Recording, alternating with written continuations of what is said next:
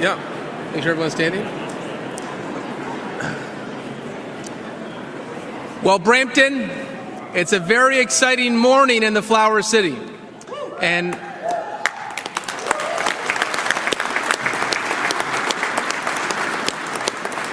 I want to thank you for joining us here today for what promises to be an exciting and important announcement for our city. I'm Patrick Brown, Mayor of the City of Brampton, and it is my great privilege to welcome you all here and introduce, of course, a great friend to the City of Brampton, former resident, actually lived in Brampton. So if anyone knows Brampton, it's someone that's lived here, has an attachment to our city, and he has shown it again and again. Ontario Premier Doug Ford.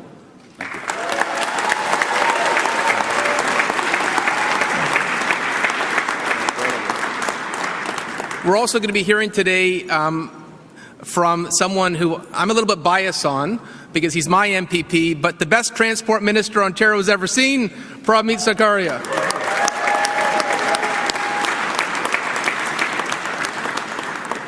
As the third largest city in Ontario and the seventh largest in the country, we are experiencing rapid and transformative growth, with more people, businesses, and opportunities choosing to call our city home. This growth brings with it a critical need to ensure our infrastructure keeps pace with the demands of our expanding population. Today, we're taking a key step forward in strengthening the services supporting our community, ensuring our city remains not only a vibrant place to live and work, but a model of innovation growth for the future. A vision we can only achieve through collaboration and continued support from all levels of government. Achieving this vision requires our collective efforts, working together to bring about lasting positive change. We are grateful for the support of Premier Ford, Minister Sakaria, and the entire team that is here from Queen's Park, who have supported us over the years, and for our commitment to our partners as we travel this journey for modern transit together. And I just want to say, on a personal note, 6 years ago when you became Premier, the two biggest issues in the City of Brampton were our second hospital and this LRT project. And no one thought they were possible. They were tired of waiting and they felt hopeless. The Premier's already issued the contract for the second hospital. And by the way, thank you for that. You delivered.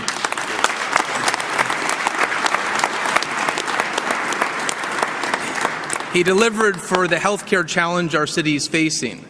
But this LRT Phase 2 project was one that was such an opportunity for Brampton. 33,000 new housing units along this corridor, 17,000 jobs with this project. But it was complicated. As we know, the LRT debate was complicated. But we had a motion we put forward, unanimously supported by Council, and it was ambitious. But we knew it was what was necessary to unlock the potential for our downtown, to link Brampton Transit, GO Train, and higher order transit. And there's two people that I think would be smiling from heaven. One, our late Premier, Bill Davis, who lived 2 blocks away. And he said this narrow downtown, a heritage area with underground channels that existed decades and centuries ago, it required a greater investment because of the tunnel in this very complicated area. And I think of your late brother, the biggest champion of the Scarborough subway, who knew there are complicated areas that require additional infrastructure. I am sure the great Rob Ford and the great Bill Davis would be smiling.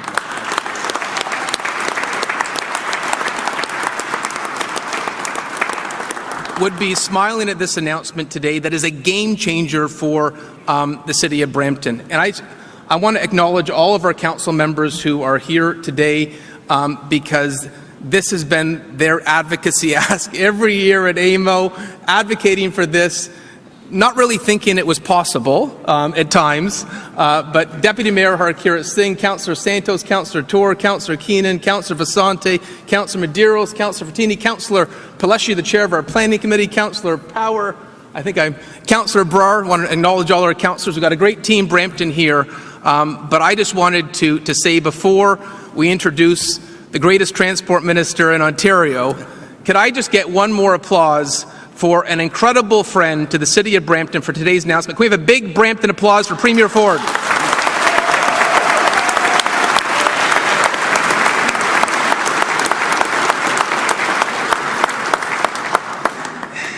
Now, the person who will be making the following comments, the person who has really taken this project on his back. This is actually the largest announcement in our city's history when you look at the infrastructure investment. You've hit a home run for the city of Brampton. The great Prabmeet Sarkaria.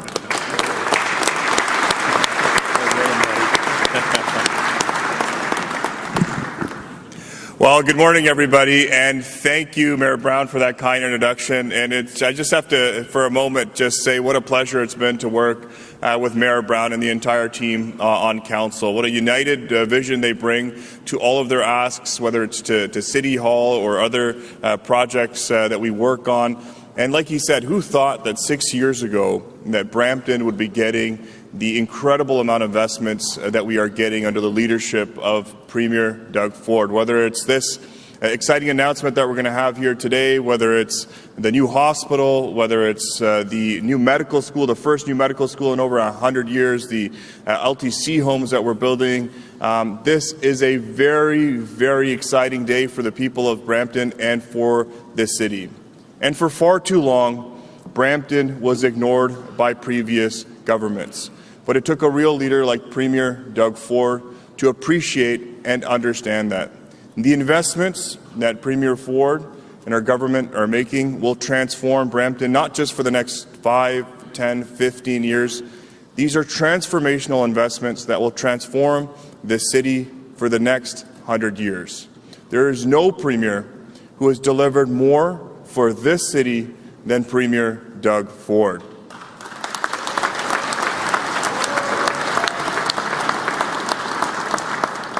As someone who travels from the city across the province, so whether it be to Toronto or across the 401, sitting in bumper-to-bumper traffic is frustrating. We understand how commuters feel across the GTA, and they're right to be frustrated. But that's why our government is using every tool in our toolbox to fight gridlock, give Ontarians more time with their families each day, and that's why we're investing over $100 billion to build for the next generation, whether it's highways, roads, bridges, transit, critical infrastructure like LRTs and subways. We are getting it done. And right here in Brampton, we're accelerating the construction of key projects like the 413 that will take off an hour each day for commuters. While other parties say no to building, offering no meaningful solutions in their place, it is this Premier right here who is getting shovels in the ground to support our province. We know when it comes to commuting, families, workers want options. And that is why Ontario is in the middle of the largest expansion of public transit in Canadian history, including work to deliver two-way, all-day GO service to our busiest routes across the GTHA as we bring more convenient and affordable transit options to people than ever before. And so with that said, I want to thank everybody that is here today for this very exciting announcement. Mayor Brown, your entire team at Council who worked so hard on this project, advocated at AMO, and my colleagues from Brampton who have been as a united team fighting for investments. As the Premier has delivered for the city, we are united in our fight to bring the fair share for the city, and I'm proud to stand here with the greatest Premier who in this province, this history of this province, and someone who has been a true champion for Brampton. With that, thank you very much, and over to you, Premier Ford.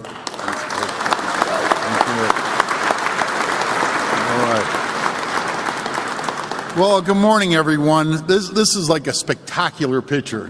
I've never seen anything like it. It really is. And thank you, Prab, and thank you, Mayor. I'm going to get to the Mayor in 1 second.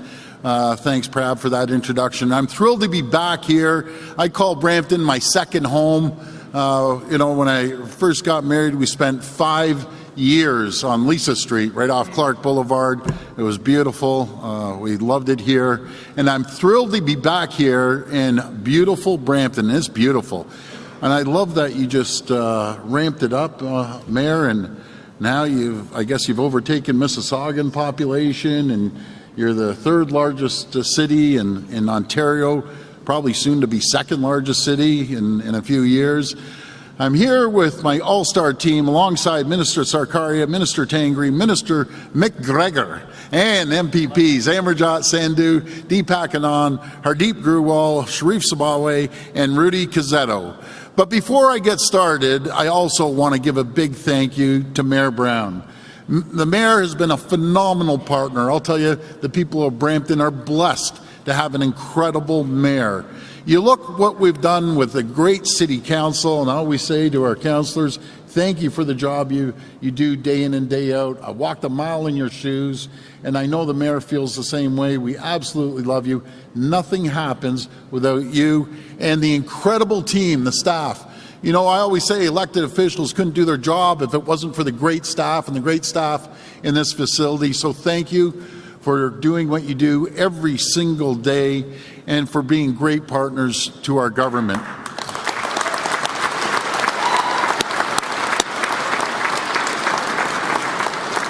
You know, as the mayor was saying, Brampton is growing faster than ever before. In fact, it's the fastest growing big city in the entire country. And that's why we need to build. Unlike previous governments that failed to plan for growth, our government has embarked on the most ambitious plan to build in Ontario's history. In healthcare, we're investing nearly $50 billion over the next decade to support more than 50 new hospital projects across the province, the largest build that's ever taken place in this entire country, including by bringing a new hospital with 24/7 emergency department to Brampton. I was talking to our great CEO, Dr. Martino. 100 years they're celebrating. They're going to be throwing the dirt around in another few weeks. You'll see that big sign up there. We're pushing them like we've never pushed before, and we're going to get that done.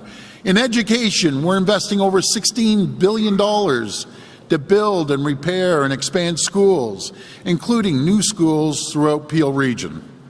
And we're getting shovels in the ground for major transportation projects. For example, we've expanded Highway 401 with 18 kilometers of new lanes between Mississauga and Milton. We're building the Bradford Bypass and Highway 413. We're also making great progress to transform public transit in the region as part of the largest transit expansion in North America.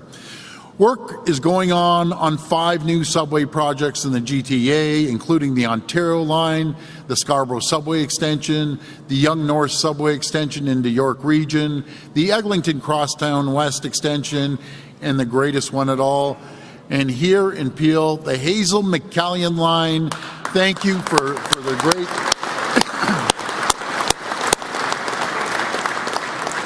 You know, Mayor, when I was living here, if you would have told me we'd have an underground tunnel, basically a subway, going through downtown Brampton, you know, I think we'd all look at each other like we had 3 heads, or the new hospital, or the first medical school in 100 years, or long-term care builds, or new schools. You'd look at us, you know, they didn't even have the 410 built when I was living here. So it's come a long way under your leadership and your council's leadership. And friends, the Hazel McCallion Line is going to be a game changer for tens of thousands of people with more than 20 kilometers of new rapid transit. Last year, we announced the government's plan to extend the Hazel McCallion Line into downtown Brampton. And today, I'm pleased to announce that the Hazel McCallion Line will include an underground tunnel from the Brampton Gateway Terminal all the way to downtown.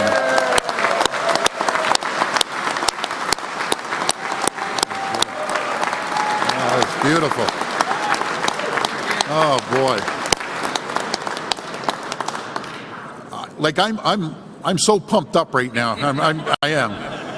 This tunnel will help reduce gridlock, improve connections to other transit options, while meeting the City of Brampton's vision for Main Street in the downtown core. Right across the region, we're making the necessary investments to reduce gridlock and travel times to keep people and goods moving. We're building the infrastructure a growing Brampton needs. And friends, with all the uncertainty surrounding President Trump administration and the looming threat of a 25% tariff on Canadian goods, our economy faces a critical moment. Such a tariff would impact every single industry. It would impact every single family in this facility here, potentially in resulting in the loss of hundreds of thousands of jobs and seriously destabilizing our economy. That's why now, more than ever, we need to keep investing in our economy, protecting workers, strengthening our infrastructure, and ensuring we remain competitive on the global stage and a global leader. And that's exactly what we're going to do. And again, I want to thank you all for joining us today. Thank you, Mayor Brown and your council, and I want to thank each and every one of you in this building. You guys are all champions, and may God bless the people of Ontario. Thank you so much.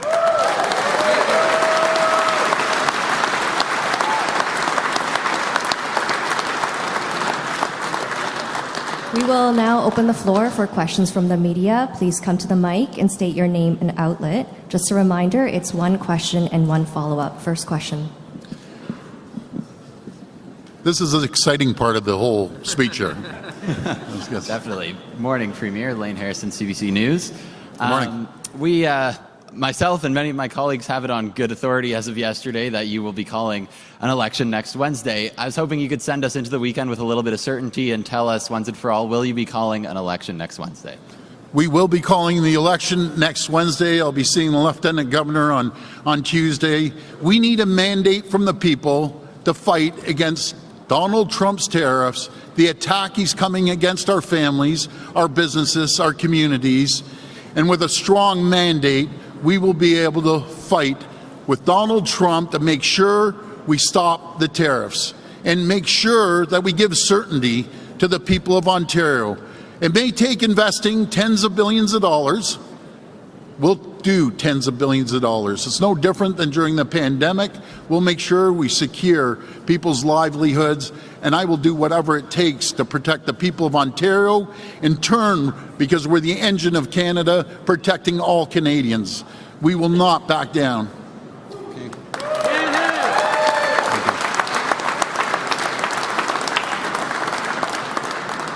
So speaking of that mandate, I mean, if you feel that you need a new mandate, do you feel like you've lost the confidence of the people of Ontario?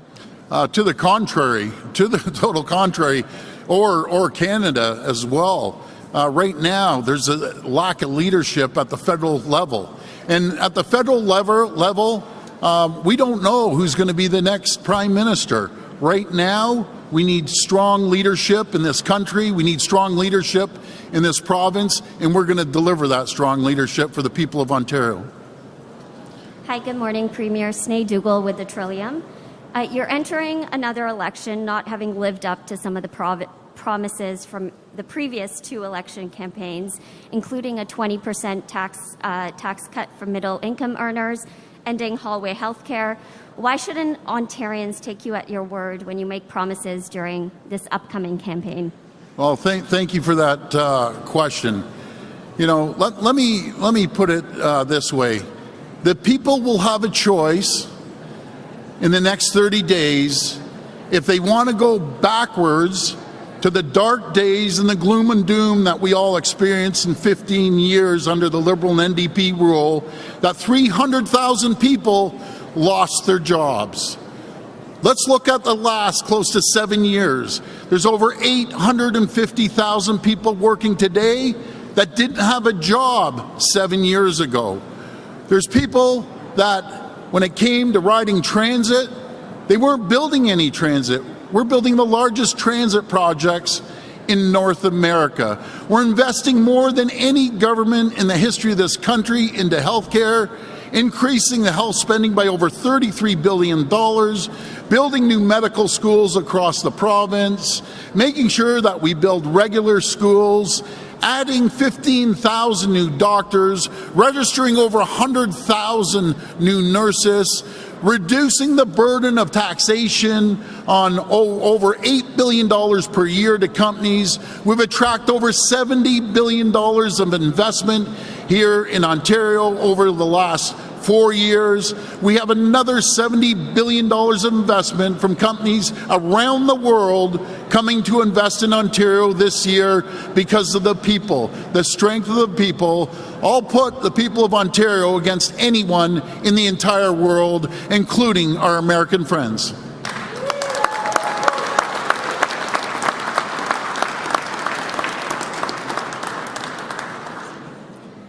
You're also facing a lot of calls, including from the provincial Liberals, to cancel your government's plan to pay Elon Musk's Starlink $100 million to provide satellite internet to thousands of Ontario homes and businesses.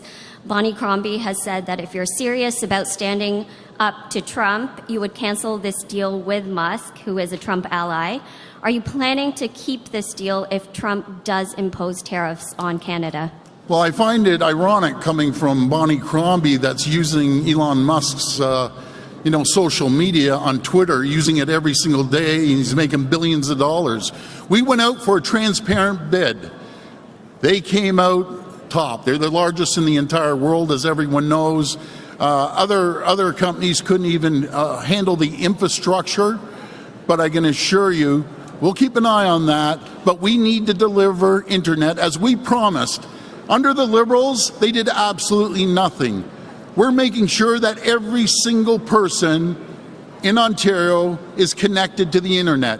You can just go up to Caledon and you don't have service. We're providing internet service to everyone across the province, including First Nations communities in the far north. We'll make sure they're connected to the rest of the world. Good morning, Premier. This is Nitin Chopra from Prime Asia TV. Premier, one side we have a crisis for in terms of the incoming tariffs. Other side, our parliament is closed, means closed. It's very shocking for the Canadians. What is your take on this? Like, why not, as an emergency case, we should run the parliament, do a debate there, and see what is best for the Canadians? And also, if you can say something about the foreign relations, because biggest markets in the world is India, China, Russia. We don't have a cordial relations with them. With Saudi Arabia, no cordial relations, and now the USA enter in the bucket. So why don't we have a foreign relations who can make all these relations fix? Thank you. Yeah, thank you for that question. There's nothing more than I'd want a stable federal government. Right now, we don't have a stable federal government. We won't have one until the next election. I'd love to see the election being called tomorrow. But again, that's all the more reason Ontario needs a voice at the table. Folks, let me tell you how the politics works, no matter if it's this country or the U.S. You have a new federal government or an existing federal government, you need a loud voice at the table. If they're looking to do cuts or they need an investment, there's nothing that speaks louder to every government in this country, all my great premiers and their great premiers, or with the federal government, or with the Trump tariffs. You need to have a loud voice, and the only way you have that voice is having the largest mandate we could ever give to our PC party. We will protect the people of Ontario.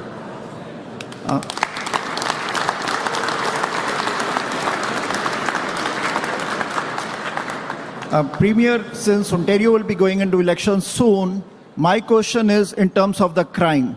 We salute our police officers because they save us day and night.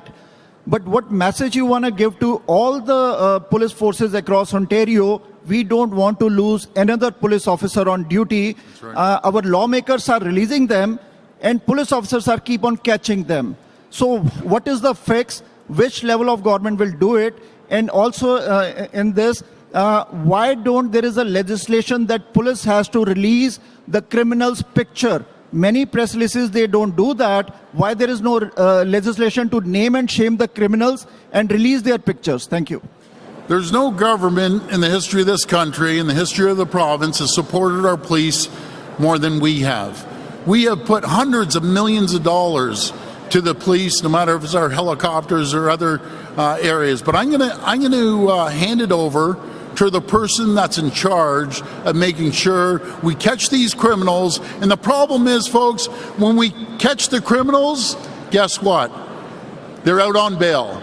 They're out on bail because we have some weak-kneed, not all, I always say not all, weak-kneed JPs, weak-kneed judges that after they kick your door in, they put a gun to your head, they get out on bail. They don't get out on bail once, not twice, not 3 times, not 4 times, up to 8 times to go out and repeat that crime.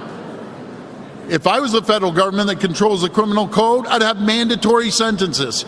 Good morning, Premier. It's Richard Southern with 680 News Radio. How you doing, Richard? A little yes or no question I'm hoping here with the campaign kicking off next week. Can you commit this morning, will you commit this morning, Premier, to releasing a fully costed platform at some point during the campaign? Well, that's why we have budgets, and we'll make sure that we deliver that budget. I think people know exactly where we're going. We'll make sure that we communicate with the people where we're investing, where we're going to support these businesses, as we did during the pandemic, we'll do against the attack on our economy from President Trump. We'll make sure we support the people, and we'll support communities across this province. Premier, I don't think people know exactly where you're going, especially in terms of the tens of billions of dollars you're talking about spending now in stimulus, and you haven't tabled a budget in a year. Why will you not release a fully costed platform, sir? Well, Richard, we're fully releasing it, and guess what, Richard? Maybe you're one of the jobs that I'm going to have to protect, because when the tariffs hit, it affects the media, it affects manufacturing, it affects every single sector in this province. So you better pray that we get elected, because I'm going to protect everyone's job, including the media's job.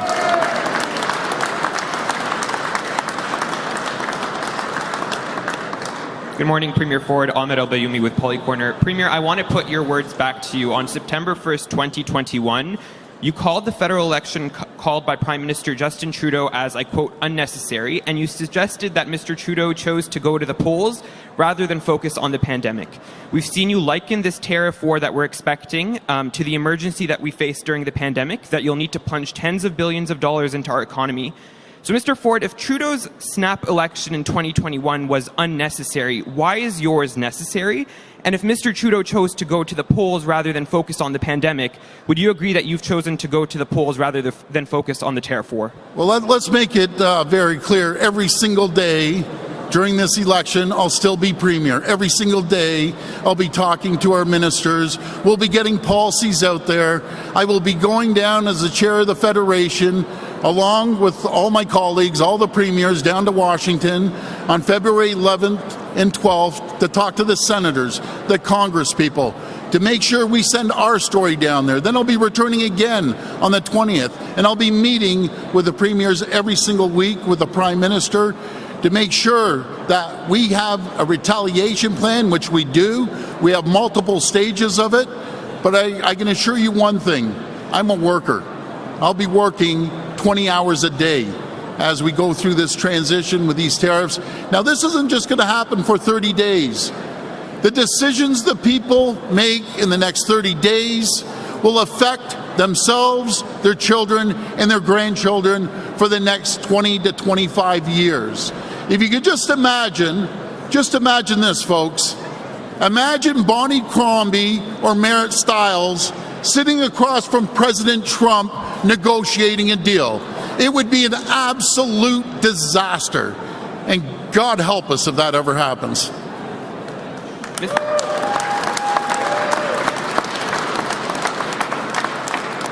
Premier Ford, I want to take you back to 1990. The Liberals stood at 50% support in the polls. David Peterson's personal popularity was at 54%.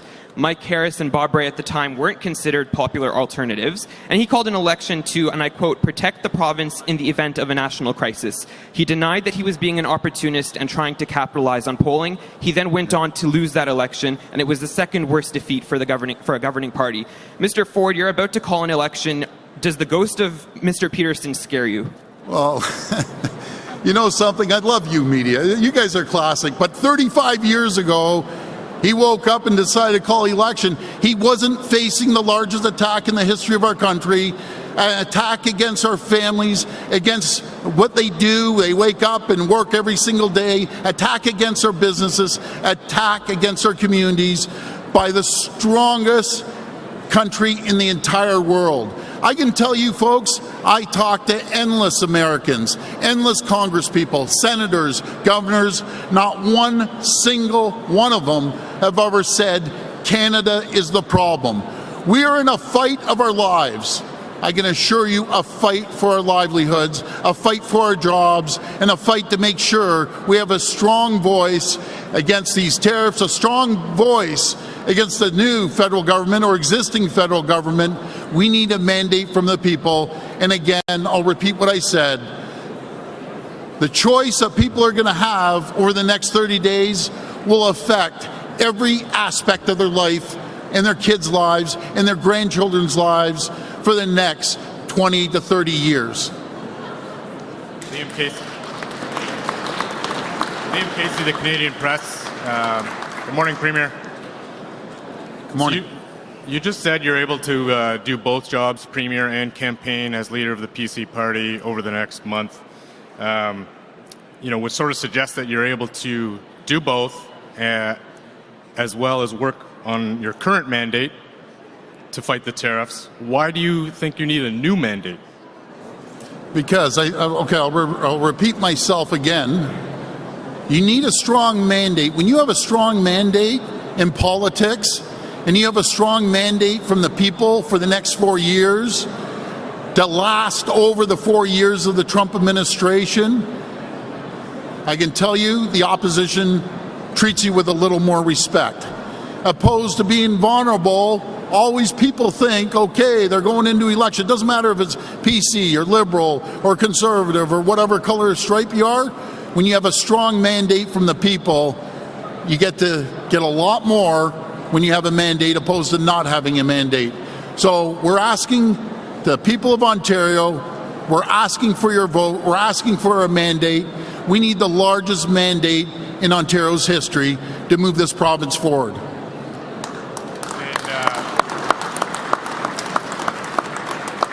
Speaking of tunnels, experts say the super tunnel under the 401 is going to cost tens of billions of dollars. You just said you're going to spend tens of billions of dollars on a stimulus package should these tariffs come through. Is it feasible to do both? Is the super tunnel going to be on ice? Can we afford both? Absolutely. What we can't afford the $55 billion lost to the economy every single year. Just think of that. I'm going to repeat that. In the GTHA, traffic congestion is costing our economy, our families, $55 billion a year. There's certain groups of people, there's certain groups like the Bonnie Crombies and Merit Styles that don't believe in building infrastructure. They proved it to us for 15 years. They don't believe in building the 413. Bonnie Crombie doesn't want the 413. She'd rather have a little dirt road. She'd rather raise taxes like she did out in Mississauga. She'd rather not build homes. As one of the largest cities in Ontario, she had the lowest housing starts in the entire country. That's the difference between Mayor Brown, that has the fastest growing city, and Bonnie Crombie, that built absolutely nothing when it came to building housing. Didn't want to name Hazel McCallion line because, as she said, everything's named after Hazel. And that's disgusting. And I told Hazel that before she passed. She found it disgusting. Good morning, Premier. My name is Manan Gupta from Road Today. Today is a miracle happening on Main Street, Brampton, with your big announcements. With election undergoing next week, can Ontarians expect a miracle on the 407, the toll expressway? Can we expect a major goodie coming our way through you? Well, we're going to be announcing something on the 407. I'm the first government to ever cut the tolls. If you think of that, the first government to cut the tolls on the 412, the 418. We're going to continue working with the 407. We own the far back end, the furthest east side of the 407, and I don't believe in tolls. Again, here's the difference. Bonnie Crombie and Merit Styles, they believe in tolls. They call them gimmicks, putting money back into people's pockets. They call cutting 10.7 cents a liter of gas a gimmick. They call getting rid of this license plate sticker a gimmick. They call one fare that you can hop off the GO train, hop on Brampton Transit, the TTC, Mississauga Transit as a gimmick. They understand one thing. It's tax the people to death. They believe it's their money. It's the government's money. It's not the government's money. It's the people's money. It's the people's money in this room that pay taxes every day. That's the difference between our party and the Liberals and NDP, that they destroyed this province. We're finally getting away from the doom and gloom of 15 years. We're a manufacturing powerhouse. We're an economic powerhouse. There's $70 billion of investment that came here, and 850,000 more people are working today than were working 7 years ago. And we're going to make sure we gain another 850,000 jobs. My quick follow-up is related to a recent unanimous motion passed by City Council Brampton related to road safety.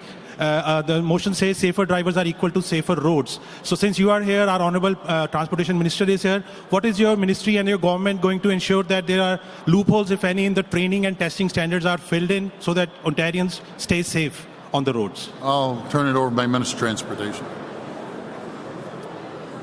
Thank you very much, Manan. Of course, the government has taken a variety of actions with respect to safer roads. We've passed multiple pieces of legislation, and we continue to protect the integrity of the system, launching audits, reviews to make sure that we do so.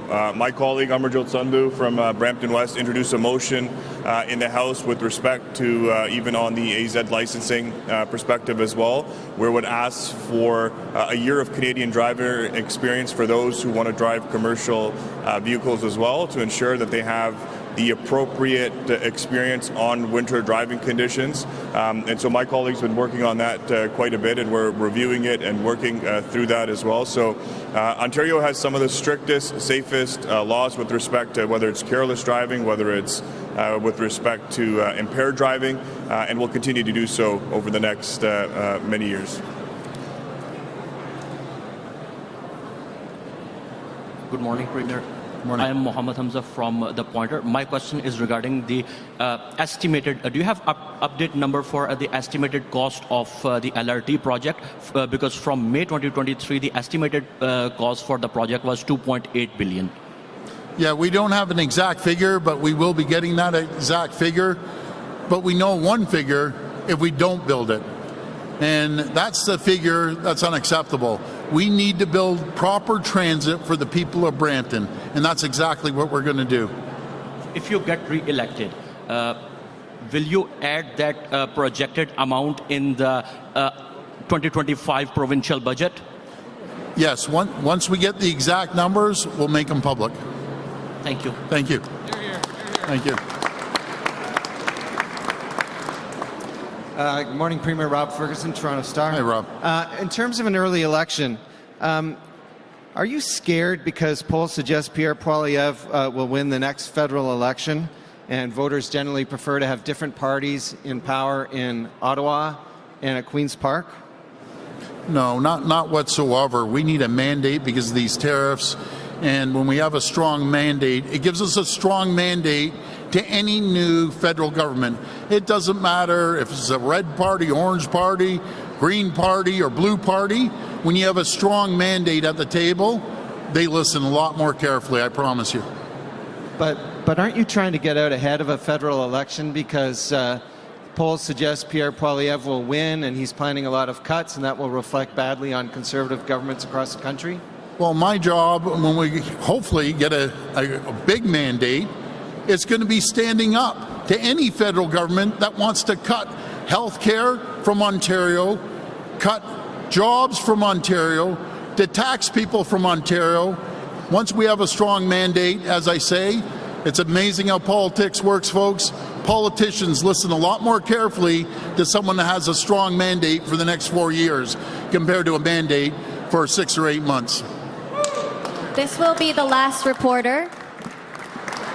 Hey, good morning, Premier Ford. It's Colin DeMello from Global News. Hi, Colin. So when the election is called, the government goes into caretaker mode.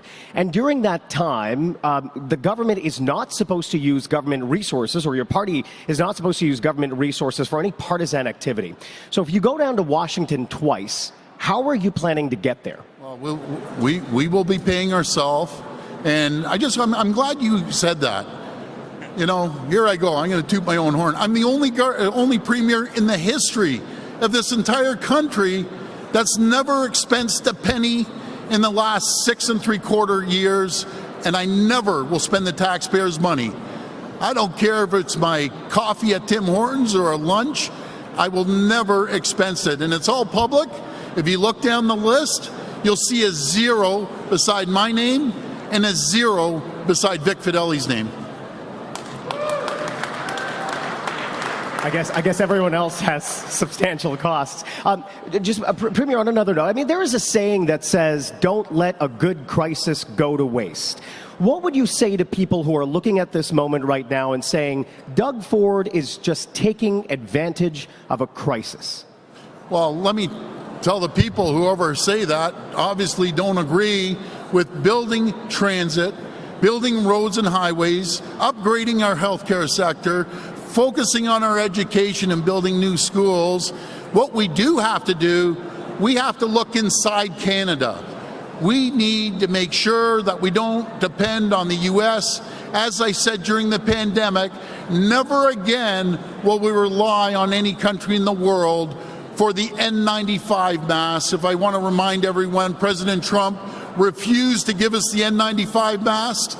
We built up our own N95 mask. We built up our own supply chain, and I highly recommend the next federal government. Let's start building a pipeline out to the West Coast until we can ship our oil anywhere in the world. Start focusing on building a pipeline east until we can ship our oil anywhere in the world. We don't have to rely on the Americans or President Trump that is attacking our livelihood, attacking our businesses. His goal is to take every single business out of Canada and ship it down to the U.S. As I've said before, Canada is not for sale. Thank you. This concludes today's press conference. Thank you, everyone. Thank you so much.